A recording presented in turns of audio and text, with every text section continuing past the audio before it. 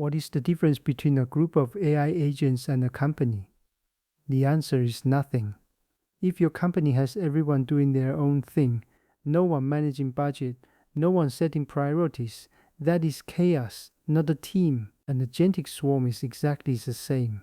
Today I am going to use management science to show you how to design a real organizational structure for your agents. Let me start with a classic case. Anthropic ran an experiment. They let a single Claude agent run the office vending machine, and it kept losing money. Why? Because it was trying to please every customer. It just kept restocking. Then they added a second agent, a manager-like agent that watched the budget and profit.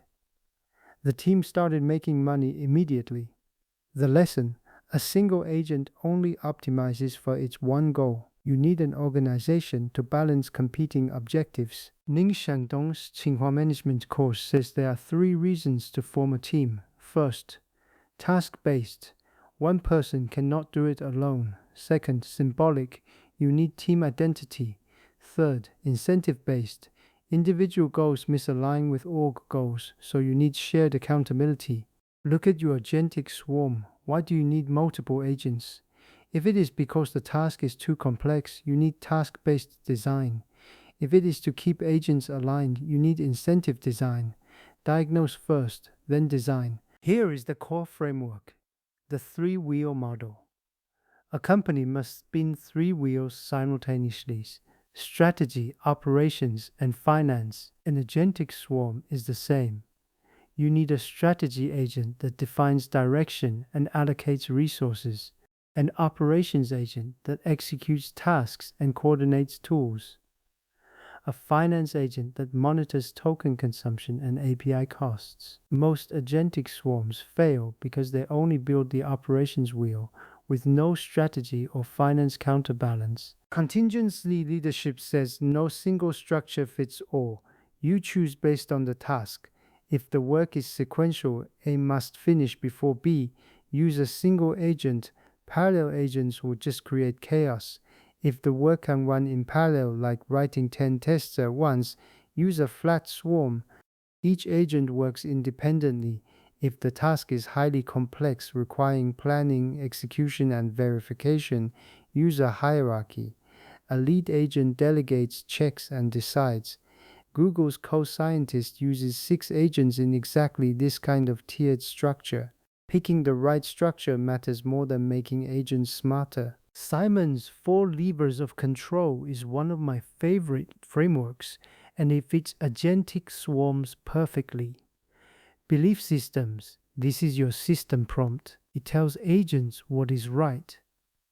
Boundary systems. Tool permissions and action limits. It tells agents what they cannot do. Diagnostic control. Completion rates and quality metrics to track performance. Interactive control.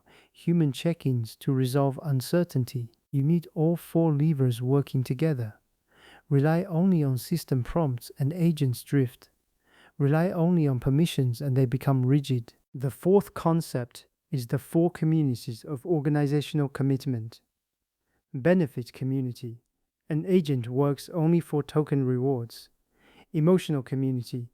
Agents log their collaboration history with other agents. Values community.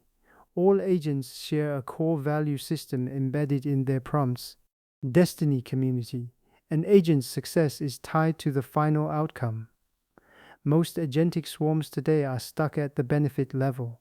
Every task starts from scratch. The real breakthrough is giving agents memory, identity, and a shared mission. That is how you build tacit understanding, just like in human teams. Finally, the principle of incentive compatibility. This is the most fundamental test in management. In this system, would a rational, self-interested agent naturally choose the behavior you want? If not, redesign the incentives. Translate it to agentic swarms. If your code review agent is rewarded only for finding bugs, it will flood you with false positives.